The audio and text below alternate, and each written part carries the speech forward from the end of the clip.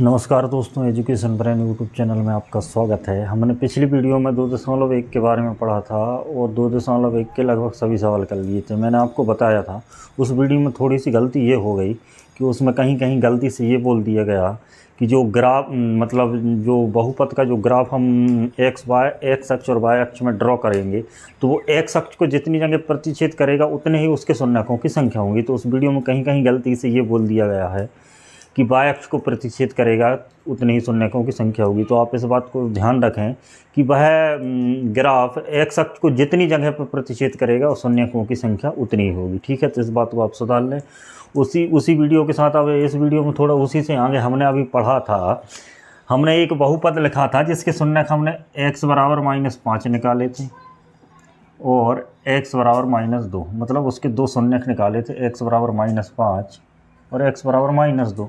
तो वो शून्यक था तो वो जो मतलब उसके शून्यक -5 और -2 थे और वो बहुपद क्या था, बहुपद px बराबर हमने उदाहरण में लिया था, क्या था, x² + 7x + 10।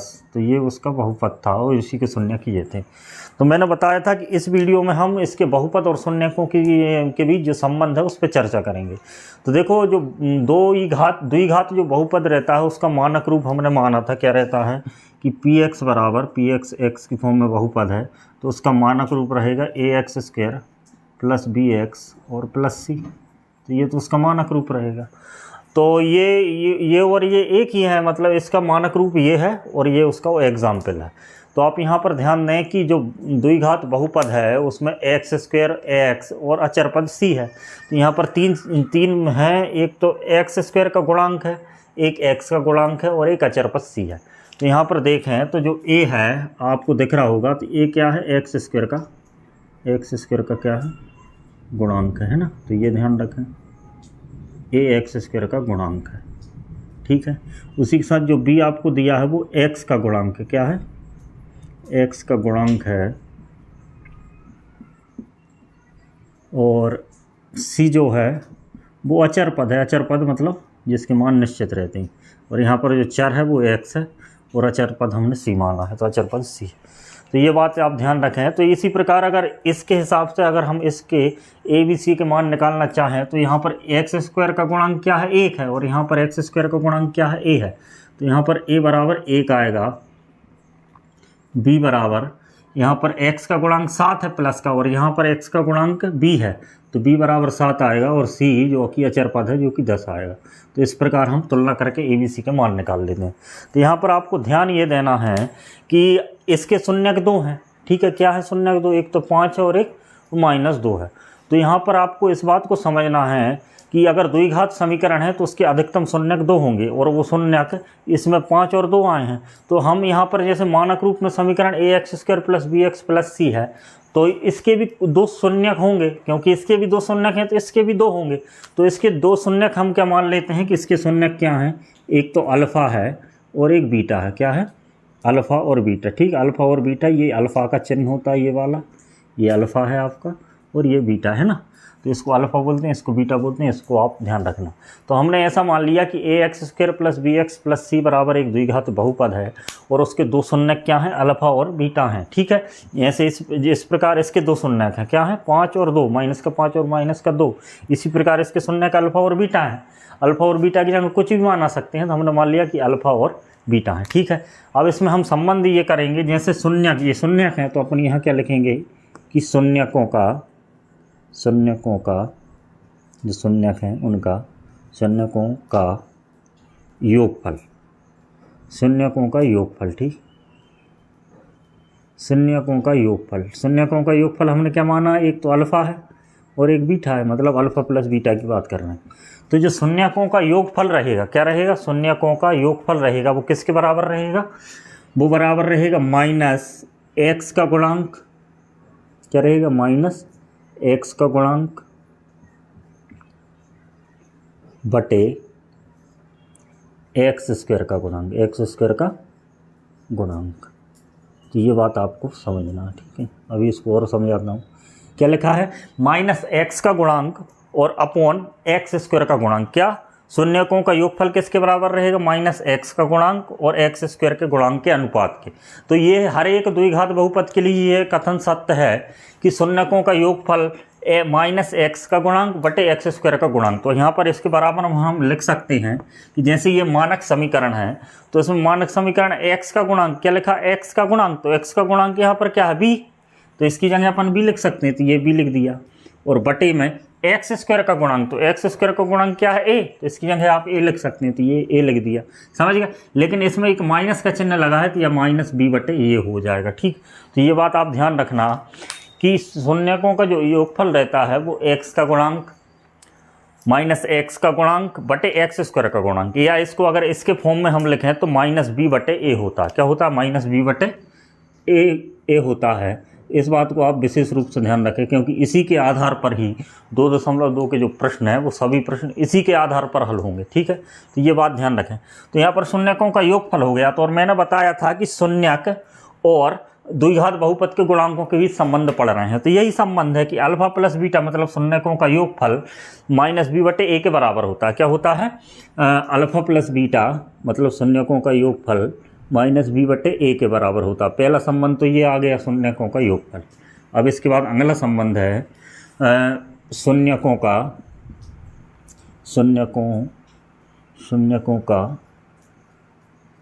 गुणनफल। क्या, शून्यकों का गुणनफल। तो गुणनफल मतलब अल्फा इंटू बीटा है ना।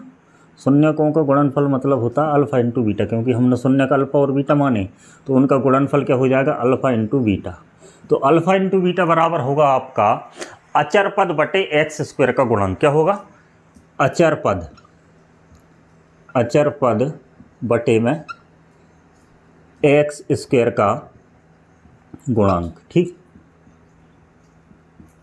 अचर पद बटे में एक्स स्क्वायर का गुणांक, ठीक। शून्यकों का गुणनफल बराबर क्या होगा, अचर पद बटे एक्स स्क्वायर का गुणांक, ठीक है। और अचर पद यहाँ पर सी है और एक्स स्क्वायर का गुणांक ए है, तो इसका मतलब ये क्या होगा, सी बटे ए। तो इसका फार्मूला आपका क्या बनेगा, अल्फा इंटू बीटा बराबर क्या होगा, अचर पद सी और एक्स स्क्वायर का गुणांक ए। तो ये बात आप ध्यान रखें, ठीक। अल्फा इंटू बीटा बराबर मतलब शून्यकों का जो योगफल रहेगा वो माइनस बी बटे ए के बराबर रहेगा, और शून्यकों का जो गुणनफल रहेगा अल्फा इंटू बीटा बराबर वो सी बटे ए रहेगा, अचर पद बटे एक्स स्क्वायर का गुणांक। तो इस दोनों संबंधों को आपको ध्यान में रखना है ना, क्योंकि alpha plus beta minus b बटे या ये भी लिख सकते हैं या माइनस बी बटे ये भी लिख सकते हैं। इसी के आधार पर 2.2 है, उसके सभी सवालों को इसी के आधार पर हल करेंगे, ठीक है। इसके बाद हम तो आइए इसको एक उदाहरण के माध्यम से और समझते हैं कि ये संबंध कैसे निकलता है। तो देखो, हमने एक द्विघात बहुपद लिया था पी एक्स बराबर x square plus 7x plus 10, ये द्विघात बहुपद लिया था। और उसके जो शून्यक आए थे, हमने शून्यक निकाले थे, इसके आए थे, क्या आए थे, एक तो आया था माइनस का 5 और एक आया था माइनस का 2। शून्यक है कि शून्यक क्या क्या है, माइनस का 5 और माइनस के 2 हैं, ये मैंने आपको निकाल के बताया था। तो ये शून्यक, हम इन शून्यकों को क्या मान लेते हैं कि अल्फ़ा के बराबर क्या है, माइनस का 5 है, अल्फ़ा के बराबर क्या है, माइनस का 5, और बीटा के बराबर क्या है, माइनस का 2। तो ये हमने शून्यक मान लिए कि ये अल्फ़ा और बीटा के बराबर है। अभी मैंने बताया था कि अल्फ़ा प्लस बीटा बराबर माइनस बी बटे ए होता। क्या होता, अल्फ़ा प्लस बीटा बराबर बी बटे ए होता। तो यहाँ पर हम अल्फ़ा प्लस बीटा का मान निकाल सकते हैं और हम देखते हैं कि वो बी बटे ए के बराबर होगा कि नहीं, ठीक है। बी बटे ए का मतलब क्या होता है, बी एक्स का गुणांक, ए एक्स स्क्वायर का गुणांक, ठीक। तो यहाँ पर अल्फ़ा प्लस बीटा का मान हम निकालें तो अल्फ़ा प्लस बीटा बराबर क्या, अल्फ़ा की जगह माइनस का 5 है और प्लस बीटा की जगह क्या, माइनस का 2, ठीक। अब आपको पता है कि ये माइनस का 5 है, ये प्लस माइनस का 2 हो जाएगा और ये जोड़ के माइनस का 7 हो जाएगा, ठीक। माइनस का 7 हो गया। अल्फ़ा प्लस बीटा का मान क्या आ गया, माइनस का 7 हो गया। अब यहाँ पर ध्यान दें कि जो माइनस का 7 आपको दिख रहा है उसके बटे में 1 है। क्या है, 7 के बटे में 1 है, क्योंकि किसी भी संख्या के बटे में 1 लगे तो उससे कोई फ़र्क नहीं पड़ता। तो ये 7 बटे 1 है। अब आप यहाँ पर ध्यान दें कि 7 क्या है, 7 देखें तो 7 एक्स का गुणांक है। 7 क्या है, 7 एक्स का गुणांक है। क्या है, एक्स का गुणांक है 7। दिख गया आपको, यहाँ पर इस समीकरण में देखें तो 7 एक्स का गुणांक और उसके सामने माइनस लगा तो माइनस एक्स का गुणांक, और 1 का मतलब एक्स स्क्वायर का गुणांक, कुछ नहीं लिखा तो 1 लिखा है, तो 1 क्या है, एक्स स्क्वायर का गुणांक है। क्या है, एक्स स्क्वायर का गुणांक, एक्स स्क्वायर का गुणांक। तो ये आपका संबंध योग में तो सिद्ध हो गया कि दो शून्यंकों का योगफल बराबर क्या होता है, माइनस एक्स का गुणांक और बटे एक्स स्क्वायर का गुणांक। इसके बाद इसका गुणा में और सिद्ध करके देखते हैं। गुणा मतलब अल्फा इंटू बीटा, तो अल्फा इंटू बीटा बराबर अल्फा का मान तो माइनस का 5 है, इंटू बीटा मतलब माइनस का 2। ठीक, तो माइनस और माइनस की संख्या का अगर गुणा होता है तो प्लस आता है, तो 5 का गुणा 2 में होगा तो क्या आएगा, प्लस का 10 आएगा। ठीक, तो अब यहाँ पर देखें कि अल्फा प्लस इंटू बीटा बराबर आप 10 बटे 1 लिख सकते हैं, क्योंकि 10 के बटे में कुछ नहीं है तो 1 है। और 10 आप इस बहुपद में आप ध्यान से देखें तो 10 क्या है, अचर पद है और बटे में 1 मतलब एक्स स्क्वायर का गुणांक, समझ गए। तो ये क्या हो गया, फिर ये किसके बराबर आ गए, अचर पद और बटे में क्या है, एक्स स्क्वायर के गुणांक के बराबर आ गए, एक्स स्क्वायर का गुणांक, है ना। तो ये दोनों संबंध इस समीकरण से भी सिद्ध होते हैं कि अल्फा प्लस बीटा बराबर माइनस एक्स का गुणांक बटे एक्स स्क्वायर का गुणांक, और अल्फा इंटू बीटा बराबर अचर पद बटे एक्स स्क्वायर का गुणांक, या माइनस अल्फा प्लस बीटा बराबर माइनस बी बटे और अल्फा इंटू बीटा बराबर सी बटे ए। तो इस बात को आप ध्यान रखना। ए बी सी कहाँ से आए, जो मानक रूप में द्विघात बहुपद होता है a x square plus b x plus c, इससे तुलना करके आप ई बी सी के मान निकाल सकते हैं। तो इस बात को आप ध्यान रखें, क्योंकि इसी के आधार पर ही सब क्वेश्चन होंगे।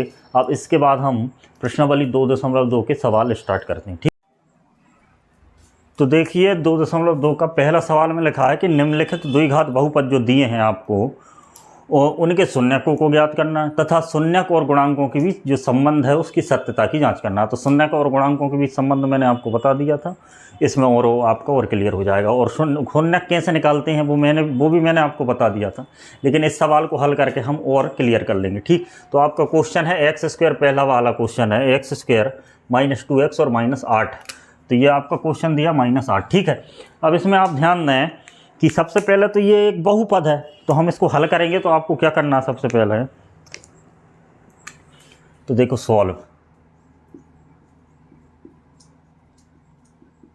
तो सबसे पहले तो हमको दिया क्या है, दिया है ये लिखना है आपको सबसे पहले कि दिया है, यहाँ सॉल्व करके लिखेंगे। दिया है आपको, क्या दिया है, बहुपद, द्विघात बहुपद। क्या दिया है, द्विघात बहुपद। तो यहाँ पर लिखेंगे द्विघात बहुपद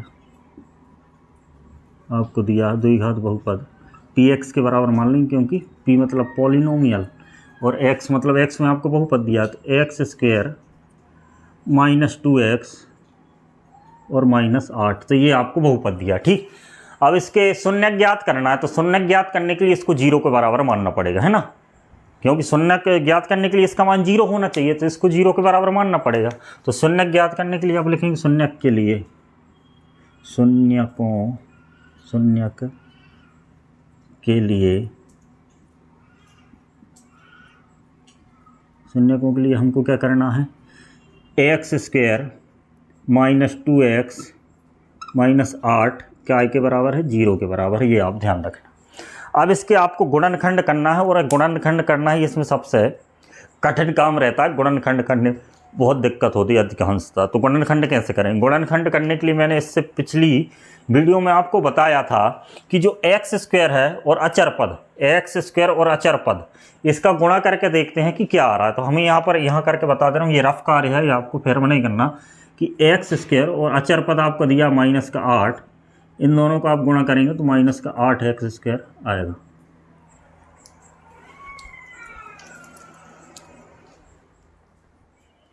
-8 एक्स स्क्वायर आएगा। ठीक है, अब इसके बाद आपने गुणा करके देख लिया क्या आ गया, एक्स स्क्वायर का, और अचर पद को गुणा करके देख लिया क्या आया, -8 एक्स स्क्वायर आया।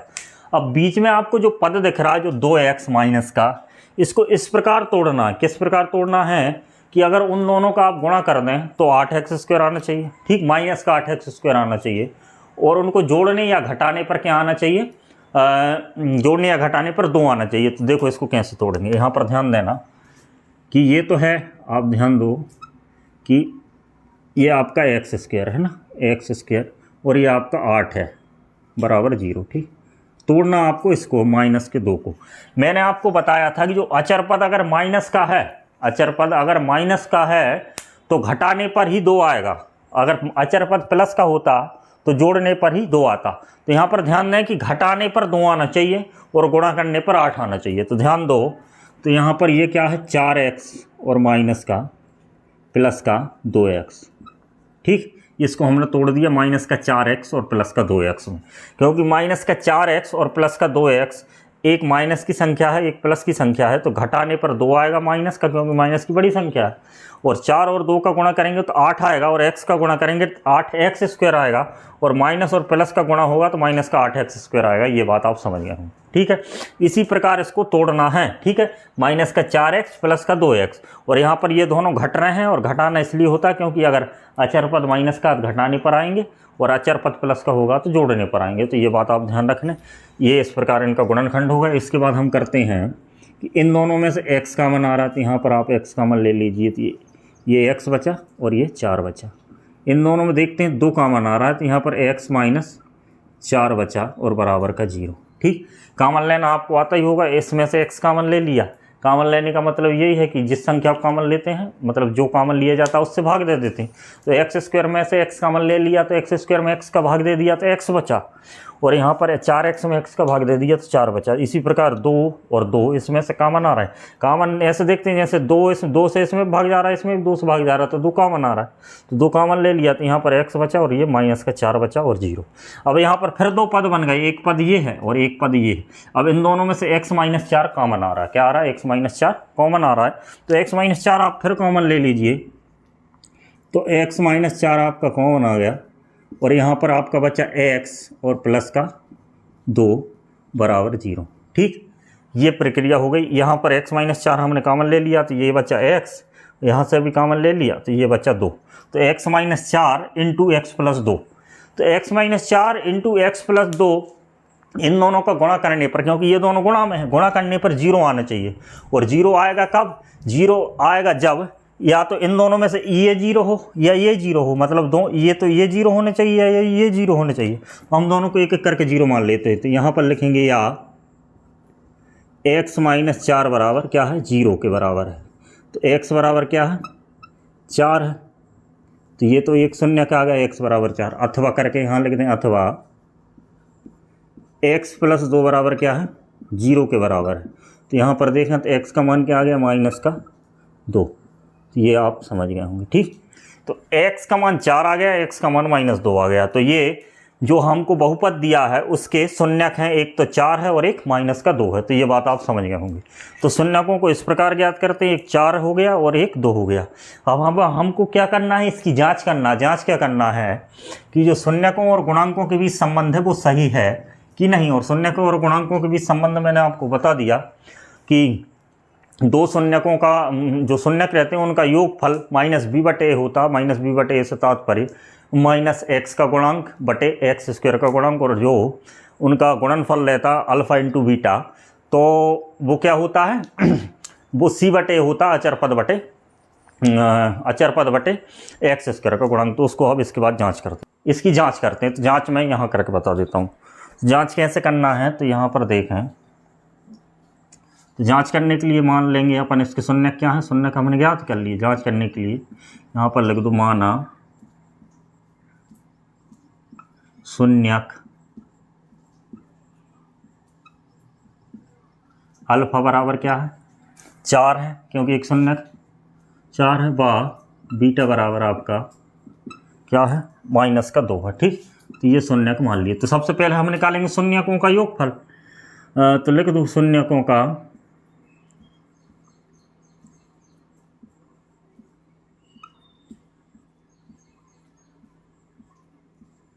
योगफल, है ना, शून्यकों का योगफल। तो शून्यक हमने अल्फा प्लस बीटा माने, अल्फा और बीटा माने, तो ये हो गया अल्फा प्लस बीटा बराबर। तो अल्फा प्लस बीटा, तो अल्फा का मान क्या है, 4 और माइनस 2। अल्फा का मान 4 और माइनस 2 है, तो ये 4 अल्फा की जगह हम रख सकते हैं 4, और प्लस बीटा की जगह रख सकते हैं माइनस का 2। तो ये आपका आ गया 4 और प्लस माइनस आपका माइनस का 2।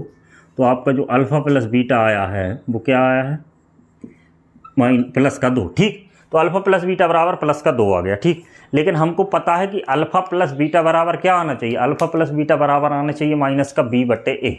अब इसको आप ध्यान से देखें कि b बटे a मतलब 2 आना चाहिए, तो 2 तो आ गया b, और a की जगह क्या आना चाहिए, 1 आना चाहिए, तो 2 के बटे में 1 तो आ ही जाता। तो हम इसको इस तरीके से भी लिख सकते हैं कि अल्फ़ा प्लस बीटा बराबर 2/1, है ना। क्या लिख सकते हैं, 2/1। अब इसको एक तरीके से और लिख सकते हैं, जैसे ये 2 लिखा है तो इसको माइनस का 2 कर दीजिए और इसके यहाँ एक माइनस और लगा दीजिए। ठीक, ये बात आप समझ गए, क्योंकि ये प्लस का 2 है और प्लस के 2 को हम ऐसे भी लिख सकते हैं कि माइनस, क्योंकि माइनस माइनस प्लस होता है, इसको इसलिए ऐसा लिख रहे हैं क्योंकि यहाँ पर b का जो गुणांक दिया है वो माइनस में दिया है, तो -2 की जगह हम b का गुणांक लिख सकते हैं, और x² का गुणांक तो 1 दिया ही है, तो अब इसको आप ऐसे लिख सकते हैं कि अल्फ़ा प्लस बीटा बराबर आपका जो आंसर आया, माइनस का चिन्ह तो ये है, ये माइनस का चिन्ह, -2 की जगह हम लिख सकते हैं क्या है, x का गुणांक। क्या लिख सकते हैं, x का गुणांक, और 1 की जगह लिख सकते हो आप x² का गुणांक। क्या लिख सकते हैं, x² का गुणांक। ठीक, एक संबंध तो आपका ये सत्य हो गया कि अल्फा प्लस बीटा बराबर क्या आता है, ये आता है। इसके बाद अगला संबंध है, मैं उसको यहाँ बता देता हूँ। इसको आपको 1 के नीचे नीचे ही करना है ना, क्योंकि नीचे दिखाई नहीं देगा, इसलिए मैं आपको साइड पे बता दे रहा हूँ। ठीक है, अगला क्या है, शून्यकों का गुणनफल। क्या है, शून्यकों का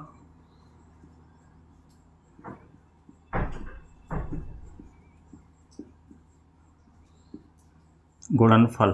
ठीक, तो शून्यकों का गुणनफल मतलब alpha into beta. Alpha into beta मतलब अल्फा का मान रखो 4 और बीटा का मान रखो -2। ठीक, तो यहाँ पर मैं लिख दे रहा हूँ अल्फा इंटू बीटा बराबर आपका आ गया 4 × 2, प्लस का 4 है माइनस का 2 है, 4 माइनस और प्लस का गुणा माइनस होता है, क्या आ जाएगा, -8। ठीक, क्या आ जाएगा, -8। तो alpha plus beta, alpha into beta को हम ऐसे भी लिख सकते हैं -8/1। अब यहाँ पर बहुपद में आप देखिए कि -8 क्या है, अचर पद है, और 1 क्या है, x² का गुणांक है, तो ये संबंध भी आपका सत्य हो गया। तो अल्फा इंटू बीटा बराबर -8 की जगह आप लिख सकते हैं अचर पद, ये आपने अचर पद लिख दिया, और बटे में आपका ये क्या हो गया, x² का गुणांक। तो ये पूरा सवाल आपका हल हो गया। इस तरीके से आप इसको हल करना है। पहले तो आपको गुणनखंड विधि से इसके शून्य ज्ञात करना, फिर शून्यकों की जांच करना। ठीक, तो ये करना है पहले, इसके नीचे आपको ये करना, फिर उसके नीचे वो करना है, और आपका सवाल पूरा कंप्लीट हो गया। इसी तरीके से इस प्रश्नावली के जो पहला क्वेश्चन है उसके लगभग सभी सवाल इसी तरीके से किए जाएंगे। ठीक है, तो इसके बाद आप दूसरा सवाल, दूसरा भी बता दे रहा हूँ मैं, इसके बाद आप बाकी के सवाल आप। तो देखिए आपके सामने अगला सवाल जो कि बहुपद आपको दिया है 4s² -4s + 1। ठीक है, वो पिछला वाला जो बहुपद दिया था वो x के रूप में दिया था, ये s के रूप में दे दिया। तो यहाँ पर ध्यान दें, तो ये आप दिया है करके आपको वैसे ही सवाल करना जो मैं से किया था कि दिया है द्विघात बहुपद, और द्विघात बहुपद अपन मानते थे px, लेकिन यहाँ पर ps के रूप में दिया, तो ps बराबर मानेंगे। तो ps बराबर आपका क्या दिया, 4s² माइनस का 4s + 1। ठीक, तो ये आपका बहुपद हो गया। अब बहुपद के शून्य ज्ञात करने के लिए इसको 0 के बराबर मानना पड़ेगा, तो यहाँ पर हम इसको 0 के बराबर मान लेते हैं। तो 4s² -4s + 1, और ये काय के बराबर, 0 के बराबर, क्योंकि हम इसके शून्य ज्ञात कर रहे हैं। अब यहाँ पर आपको ध्यान देना है कि शून्य ज्ञात करने की जो अभाज्य गुणनखंड विधि है उसमें हम ये करते हैं कि जो आपका पहला पद है जो 4s² और अंतिम जो अचर पद है, उन दोनों को गुणा करके देखते हैं। उन दोनों को गुणा जैसे अपन यहाँ करें तो 4s² गुणित अचर पद 1 है, तो इन दोनों को गुणा 4s² आ रहा है। ठीक, तो इन दोनों को गुणा जो 4s² आ रहा है, तो आप ध्यान दें, तो बीच के पद को इस प्रकार तोड़ना है कि उसका गुणा करने पर 4s² ही आना चाहिए, और जोड़ने या घटाने पर 4s आना चाहिए। ये 4s ही आना चाहिए, क्योंकि 4s को ही तोड़ रहे हैं। तो यहाँ पर जो अचर पद है वो प्लस का है, तो इसका मतलब जोड़ने पर आना चाहिए। किस पे आना चाहिए, जोड़ने पर आना चाहिए। यहाँ पर ध्यान दें, इसको कैसे तोड़ेंगे कि 4s² आपका लिखा है, इसको लिख दीजिए आप 2s, और इसको भी लिख दीजिए 2s और +1 बराबर 0। हमने 4s को -2s और -2s में तोड़ दिया है, और यहाँ पर माइनस, दोनों माइनस के हैं इसलिए माइनस की संख्या आपस में जुड़ती हैं। तो ये प्लस का बन था तो इसका मतलब जोड़ने पर ही 4s आता, और माइनस का 4s लाना था इसलिए दोनों को माइनस माइनस में रखना जरूरी था। तो ये बात आप ध्यान रखना है ना, क्योंकि ये बातें आपको सिर्फ प्रैक्टिस से ही आप इसको सीख सकते हैं। तो इसकी लगातार आप इसका रिवीजन करेंगे तो ये बातें आपको आसान लगने लगेंगी। इस प्रकार हमने इसके गुणनखंड कर लिए। अब आपको क्या करना है कि आपको पहला दो पद देखें, इनमें से कुछ कॉमन आ रहा है, इनमें से एस तो दोनों में है, और यहाँ पर 4 है, यहाँ पर 2 है, मतलब 2 भी कॉमन है, क्योंकि 2 में 4 से भाग जाता है और 2 में 2 से भाग जाता है। तो यहाँ पर जो कॉमन आ रहा है वो क्या आ रहा है आपका 2 और एस कॉमन आ रहा है। ठीक, अगर 2s कॉमन आ रहा है तो 4 कॉमन लेने का मतलब अपन इससे भाग देते हैं। तो 2 कॉमन आया, 4 में से 2 को भाग देंगे 4 में तो 2 आएगा। एस स्क्वायर में हमने एस भी कॉमन लिया तो 1s बचेगा, और यहाँ पर तो 2s पूरा ही गया तो 1 बचा, है ना। अब यहाँ पर ध्यान दें कि ये 2s और ये +1 है, इनमें से कुछ कॉमन नहीं आ रहा, क्योंकि ना तो इसका गुणनखंड कुछ है ना इसका गुणनखंड कॉमन है। 1 और 2s में से कुछ कॉमन नहीं आ रहा। इसमें से हम माइनस का 1 कॉमन ले लेते हैं ना, क्योंकि माइनस का 1 कॉमन लेंगे तो माइनस का कॉमन लेते हैं, जो 2s है वो काय का हो जाएगा आपका प्लस का हो जाएगा, और प्लस का 1 है वो माइनस का हो जाएगा बराबर 0। ठीक, तो ये कॉमन लेना आपको आता होगा ऐसी उम्मीद है मुझे। तो ये आपका आ गया 2s - 1 और 2s - 1। तो 2s - 1 इस पद में भी, 2s - 1 इस पद में भी है। ठीक है, तो इसका मतलब 2s - 1 यहाँ पर फिर से कॉमन आ गया, तो 2s - 1 कॉमन आ गया इधर से, और इधर क्या बचा 2s, और इधर आपका -1, और ये बराबर है काय के 0। ठीक, अब इसमें देखा 2s - 1 इंटू 2s - 1, इन दोनों को गुणा करने पर 0 आना चाहिए। तो इसका मतलब या तो ये 0 होना चाहिए या ये 0 होना चाहिए। लेकिन यहाँ पर आप ध्यान दें कि 2s - 1 ये भी, 2s - 1 ये भी है। तो इसका मतलब ये है कि इसके जो दो मूल आएंगे वो दो, मतलब दो जो शून्यक आएंगे, शून्यकों को मूल भी बोलते हैं ना, तो इसके दो शून्यक आएंगे, वो दोनों शून्यक आपस में बराबर होंगे। और वो दोनों शून्यक क्या क्या रहेंगे यहाँ पर देखें, तो यहाँ पर मैं लिख दे रहा हूँ कि या करके क्या जाएगा 2s - 1 बराबर 0। तो 2s बराबर माइनस का 1 उधर जाएगा प्लस का 1, तो s का बराबर आपका आंसर आ जाएगा 1/2। क्या गया s बराबर 1/2। अथवा करके आप यहाँ लिखेंगे कि अथवा 2s - 1 यहाँ भी एक ही है बराबर 0, तो यहाँ पर भी s बराबर 1/2 आ रहा। तो यहाँ पर मूल बराबर आ गए, दोनों के मूल बराबर आ जाएं या ना आ जाएं उससे हमें अभी कोई मतलब नहीं है। तो यहाँ पर एक इसको अल्फा मान लेंगे, इसको बीटा मान लेंगे। s के 2 मान आए हैं, 1 1/2 1 1/2, और दोनों मान बराबर भी आए हैं। तो लेकिन अभी हम उसको बराबर आए उस पर आप ध्यान नहीं देते। इसका मान अल्फ़ा है, इसका मान बीटा, क्योंकि अब इसकी हमको जाँच करना है। तो अल्फ़ा बराबर हम फिर 1/2 मान लेते हैं कि अल्फ़ा बराबर क्या है 1/2 है, और बीटा बराबर भी क्या है 1/2 है। ठीक, ये बात आप समझ गए। अल्फा बराबर क्या है 1/2, बीटा बराबर भी 1/2। अब यहाँ पर शून्यकों का योगफल निकालना है। शून्यकों का योगफल निकालना मतलब अल्फा प्लस बीटा बराबर, तो अल्फा प्लस बीटा, अल्फा का मान क्या है 1/2 और प्लस 1/2 बराबर। ठीक, 1/2 और 1/2 को आप आपस में जोड़ेंगे तो एलसीएम क्या आएगा 2 आएगा। क्या आएगा 2, और 2 एकम 2, 1/2 को आपको जोड़ना आता ही होगा, 2/2 हो जाएगा जी। और ये आपका आंसर 2 से 2 कट जाएगा तो 1 आ जाएगा। तो अल्फा प्लस बीटा बराबर आपका क्या आ गया 1 आ गया। ठीक, अल्फा प्लस बीटा बराबर आपका आंसर क्या आ गया 1 आ गया। लेकिन हमको पता है कि अल्फा प्लस बीटा बराबर क्या होता है माइनस का b/a। क्या होता है माइनस का b/a होता है। ठीक, अब यहाँ पर आप ध्यान दें, इसमें थोड़ी कलाकारी करना है आपको कि माइनस का b मतलब b क्या 4 आना चाहिए। b क्या है माइनस का 4 आना चाहिए। तो यहाँ पर 4 हम कैसे लाएं, तो 4 अचानक तो हम लिखते नहीं हैं। 4 1 को आप ऐसे भी लिख सकते हैं कि इसके गुणा में यहाँ 4 कर दो आप 1, और इसके बटे में 4 कर दो। अब 1 के मान में कोई परिवर्तन नहीं हुआ, 4/4 हमने इसको कर दिया कि नहीं 4/4। ठीक, तो ये 4/4 हो गया। तो इसका मतलब ये है कि जो अल्फा प्लस बीटा आपका आया है वो 4/4 आया। ठीक, अब जो 4 है ये 4 b का मान है, और b तो यहाँ पर माइनस का है, तो या इसको माइनस का कर दो, इसको माइनस का कर दिया और यहाँ एक माइनस का चिन्ह लगा दिया। समझ रहा है ये बात।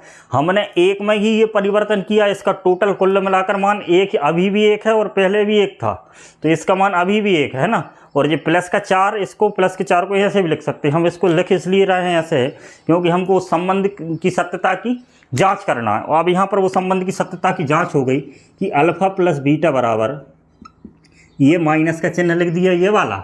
इसके बाद जो माइनस का 4 है, माइनस के 4 को हम एस का गुणांक लिख सकते हैं। क्या लिख सकते हैं एस का गुणांक।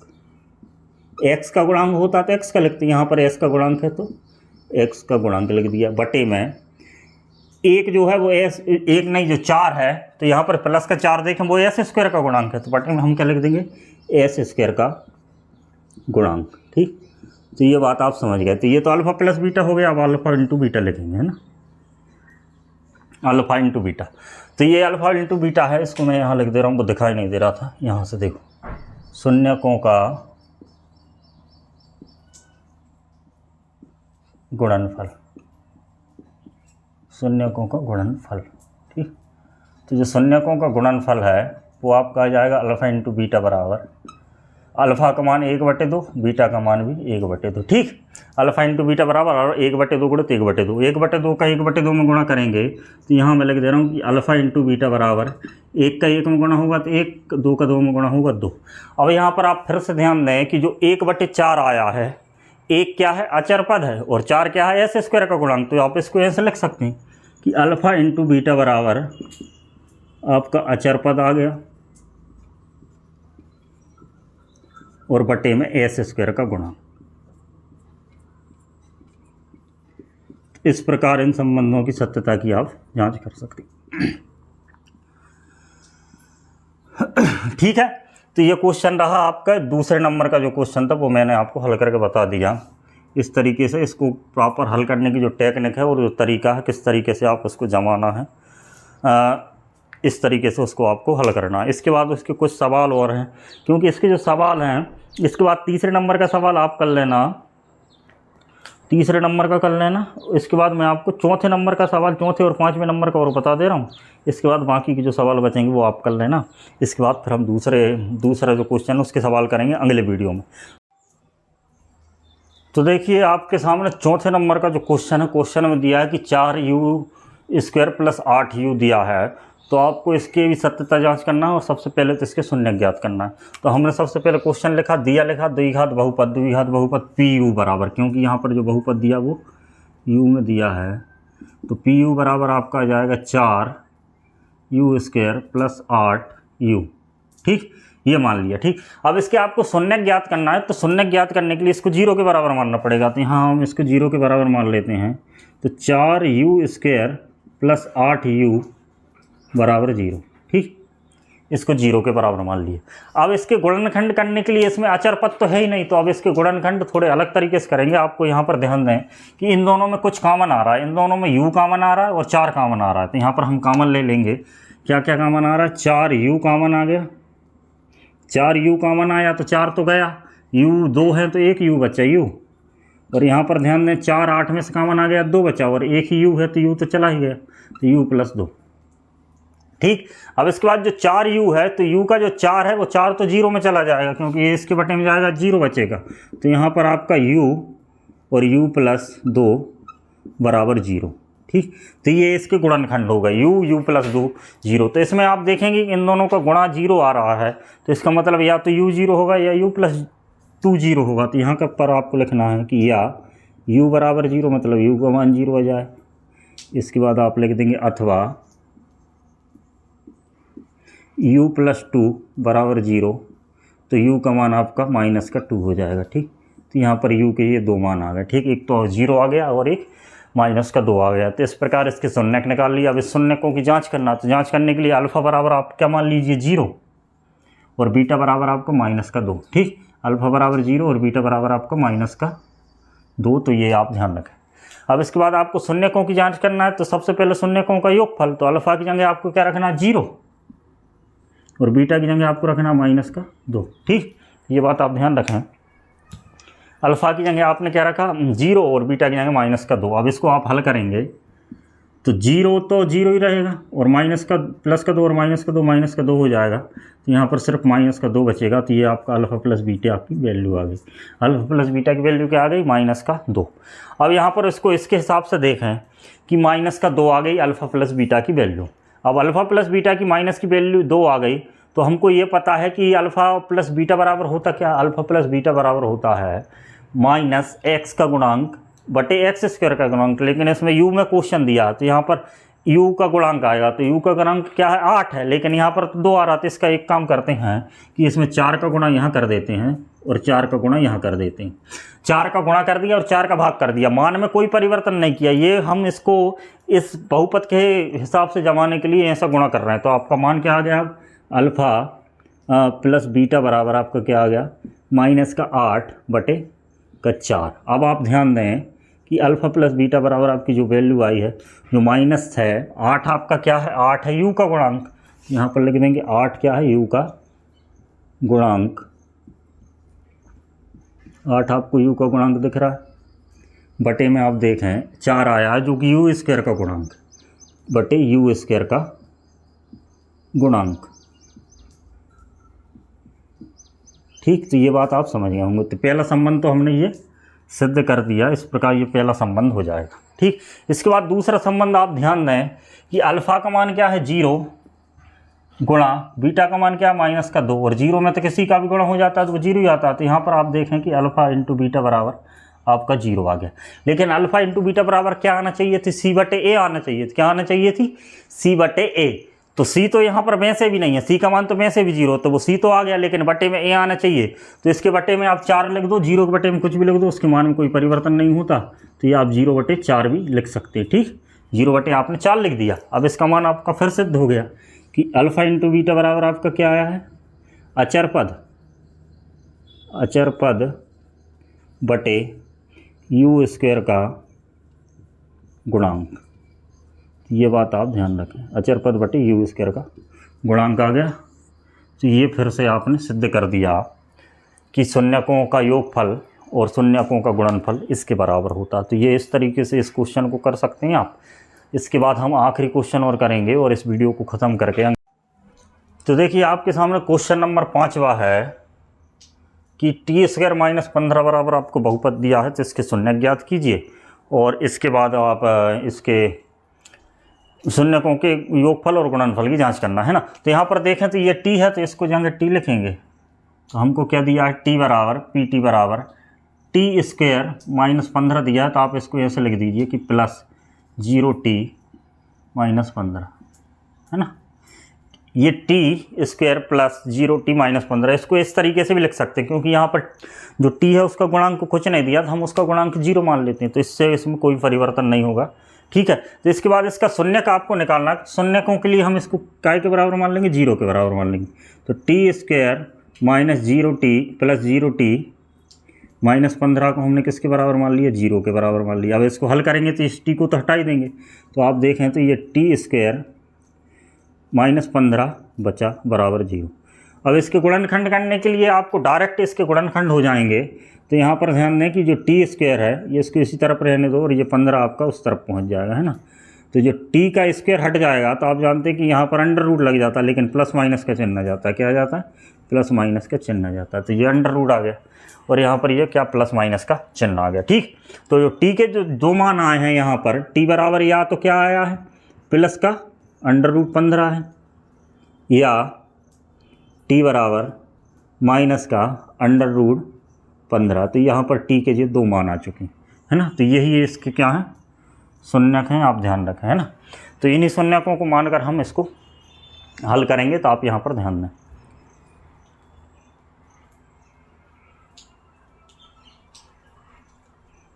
तो यहाँ पर अल्फ़ा बराबर आपको क्या मानना पड़ेगा, अल्फ़ा बराबर आप मानेंगे अंडर रूट का माइनस का पहले प्लस वाला मान लेते हैं, अल्फ़ा अंडर रूट का 15 हो जाएगा, और यहाँ पर माइनस का अंडर रूट 15 हो जाएगा। ठीक, अब सबसे पहले आपको क्या निकालना है, अल्फ़ा प्लस बीटा। तो अल्फ़ा प्लस बीटा, अल्फ़ा की जगह आपको प्लस का अंडर रूट 15 रखना है, और बीटा की जगह आपको क्या रखना है, माइनस का अंडर रूट 15 रखना है।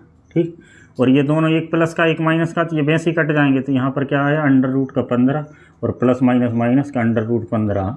तो ये दोनों वैसे ही कट गए। तो अल्फ़ा प्लस बीटा बराबर आपका मान क्या आ गया, 0 आ गया। ठीक, अल्फ़ा प्लस बीटा बराबर आपका मान 0 आ चुका है।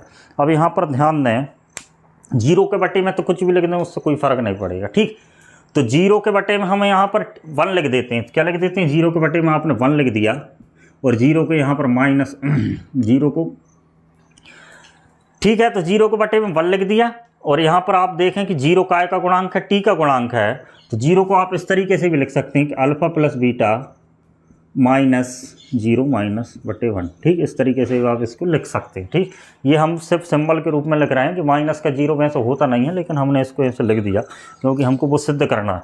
तो आप यहाँ पर देखें कि अल्फ़ा प्लस बीटा बराबर आपका क्या आ गया कि ये माइनस का चिन्ह हो गया। 0 की जगह आप क्या लिख सकते हैं, टी का गुणांक, क्योंकि जी टी का गुणांक कुछ है ही नहीं, तो टी का गुणांक। और 1 की जगह आप लिख सकते हैं टी स्क्वायर का गुणांक, क्योंकि टी स्क्वायर का गुणांक 1 ही है वास्तव में, तो टी स्क्वायर का गुणांक। ठीक, ये बात आप समझ गए होंगे। पहला संबंध तो हमने इससे सिद्ध कर लिया। अब दूसरा संबंध अल्फ़ा इंटू बीटा। तो अल्फ़ा इंटू बीटा आप देखें कि एक अल्फ़ा बराबर क्या है 15 है, और एक अल्फ़ा बीटा बराबर क्या है माइनस का √15। ठीक, तो प्लस और माइनस है, तो अल्फ़ा इंटू बीटा आपका जो आ रहा है कि प्लस और माइनस का गुणा तो माइनस होता है, और अंडर रूट में अगर दो संख्याओं का आपस में गुणा कर दें तो वो खुल के आ जाते हैं। तो यहाँ पर 15 खुल के आ जाएगा और माइनस का 15 हो जाएगा। ध्यान दें, ये माइनस का 15। अब आप इसको यहाँ से लिख सकते हैं अल्फ़ा इंटू बीटा बराबर माइनस का 15/1, और माइनस का 15 आप बहुपद में ध्यान से देखें कि माइनस में 15 अचर पद है, तो ये इसका भी ये सिद्ध हो गया। तो अल्फ़ा प्लस बीटा बराबर आपका क्या जाएगा, अचर पद बटे टी स्क्वायर का गुणांक। क्या जाएगा, टी स्क्वायर का गुणांक। ये आप लिख लें। ठीक, टी स्क्वायर का गुणांक। तो इस तरीके से हम इसको सिद्ध करें। तो देखिए, आप इस सवाल को पूरा लिख लीजिएगा, ये पूरा क्वेश्चन है। इसी तरीके से इसके सब बाकी जितने क्वेश्चन बचे हैं आप वो कर लेना। इसके बाद हम क्वेश्चन नंबर दूसरा है उसको अगले वीडियो में करेंगे। अगर आपको ये वीडियो अच्छा लगा हो और मेरे साथ आप कक्षा 10 की गणित की तैयारी करना चाहते हैं तो आप इस वीडियो को लाइक करें, और मेरे साथ जुड़ने के लिए आप इस चैनल को सब्सक्राइब कर सकते हैं। धन्यवाद।